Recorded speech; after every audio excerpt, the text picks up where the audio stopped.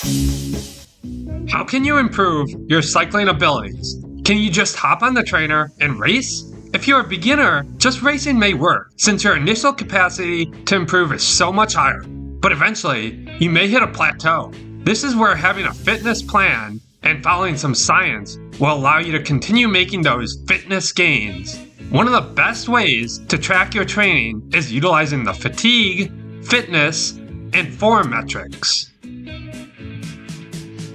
I love Zwift racing, and I began my Zwift journey only racing. But as I improved, I realized racing requires training days. Your body is simply not built to race day after day and suffer no repercussions. For me, this repercussion was plateauing. Think about a longer race you have competed in. For me, it's the annual New York GNFY. After completing this, all my body wants to do is lay in bed and rest. Going out and riding another race that night would be counterproductive. Well, training over weeks or months is the same concept. If you continually push harder and harder, your body will scream at you, "Okay, it's time to go to sleep and recover." If your schedule looks like this, you are likely experiencing high fatigue levels. If you're pushing into the red zone day after day, you will suffer from overtraining and it will have a negative performance impact. Instead, the goal should be to build fitness over time, with increases coming in a step format and occasional decreases as you allow time for recovery. Stay tuned as we will find out how to manage training volume and fatigue, and how to plan for those big races on your schedule. So how can you manage your fatigue levels? First, you need to have a plan and utilize an app to track fatigue.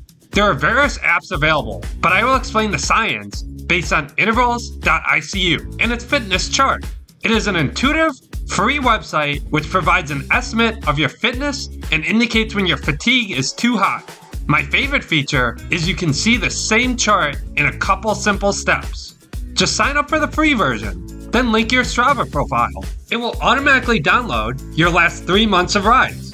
If you want to view further back, you can simply sign up for the $4 a month subscription and import your historical data. To me, the few extra bucks are worth it. When measuring fitness and fatigue, keep in mind each individual will cope with fatigue differently. Although tracking your calculated fatigue, sometimes your body knows best. If your body is screaming, "I need a day off," it is best to relax for the day and keep your training plan flexible. If you are seeing this chart for the first time, it may look overwhelming, but let's start with the basics. Before trying to decipher all these lines and plot points, it is critical to understand what each one represents. Load is the root metric for calculating your fitness and fatigue levels. It is based on the intensity and time of your sessions and is as a percentage of your FTP. This means your FTP setting must be accurate for your score to be correct. By definition, this formula means riding for 1 hour at FTP will equal a load of 100. Chronic training load, or fitness, is exponentially weighted average of your daily load, looking at your last 6 weeks of rides. It shows your long-term training load and gives a trend of if you are improving. Or simply put, it measures if your fitness is increasing over time. Acute training load can simply be defined as your fatigue. It looks at your prior 7 days. And this makes sense if you think about it. My legs will still be feeling the pain from yesterday's ride, but the ride I did 30 days ago likely doesn't affect my fatigue. Training stress balance, or form, is a formula based on ATL and CTL and describes how fresh you are or if you're ready to race. As this value becomes negative, it indicates recent hard training or big race efforts. While a positive value, often above 15, means you may begin losing fitness. All the data points up to now have just been definitions, but what does it mean for you in the real world? Although I am now in Cat A, I always like to say I'm just like the average Zwifter. The goal of my channel is to share tips I've accumulated over racing or gathered through hours of research. And much like many of you, this will be my first true training plan on paper.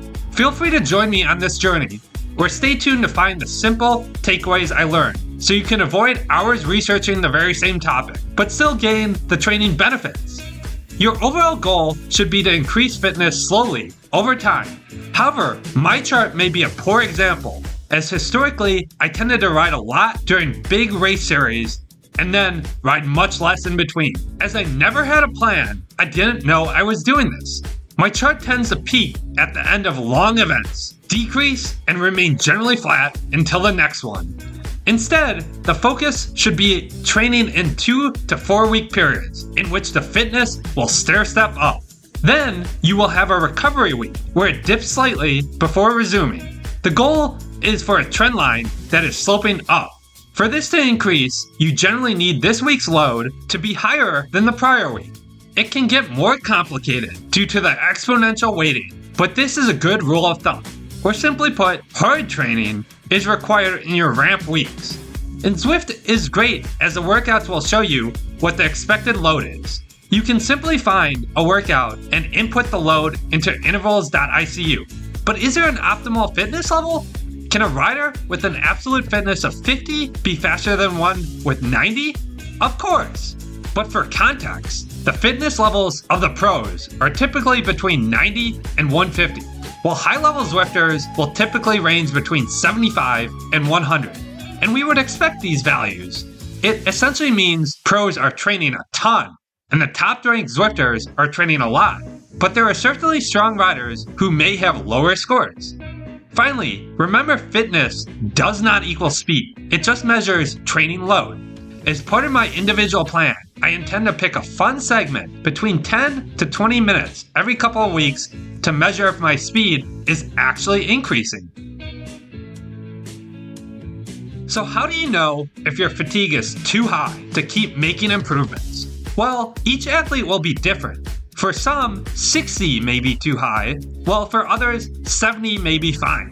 Keep in mind, in order to improve, you will have to endure some fatigue. I think most cyclists understand this. The simplest thing I would say is if your body is used to low volume, increasing your workout duration and intensity too much may have a negative impact. If your fatigue score was 70 yesterday and you do a huge load day of 125, your fatigue will increase and your body may feel unwell since it's not used to these high loads.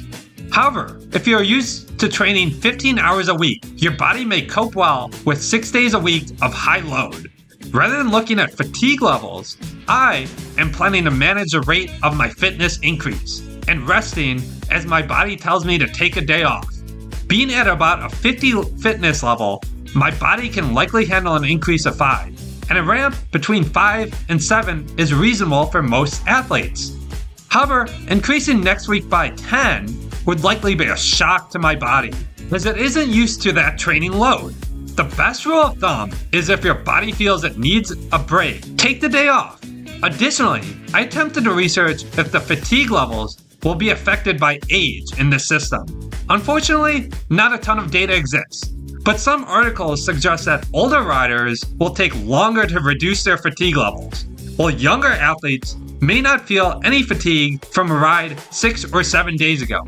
Additionally, riders over 40 may want to be careful about having a fitness score above 100, even if they have the time for it. Form is essentially your freshness or race readiness. In order to improve, your form will have to be negative. The optimal form ranges between -10 and -30 for improvement, while a form of 0 means you're only maintaining your current fitness. However, if you have a big race coming up, you don't want to compete on tired legs. Optimal form for races will vary by athlete, but should generally be above 0. And my goal is to enter the next FRR series around a form of 10, as anything over 0, especially over 15, means you are losing fitness. Just remember, if you don't update your FTP as you progress, your calculated scores will not reflect your actual training, and all this data could be rendered meaningless. Although I walked through my plan utilizing Intervals.icu, there are different options out there to track fitness. There's also TrainingPeaks and Strava, which each have pros and cons. Although all will do the job, based on my first impression, Intervals.icu is the way to go. I absolutely fell in love with it from the start, as a majority of its features are free. You can easily get your past data, and it has a sleek look. It also makes it easy to plan my calendar going forward. I can build workouts, input the expected load, and easily color code based on the activity type. Let me know below if you prefer any other apps for these metrics. Thank you for joining, and feel free to join me on this fitness tracking journey, and we can share our progress later in the season.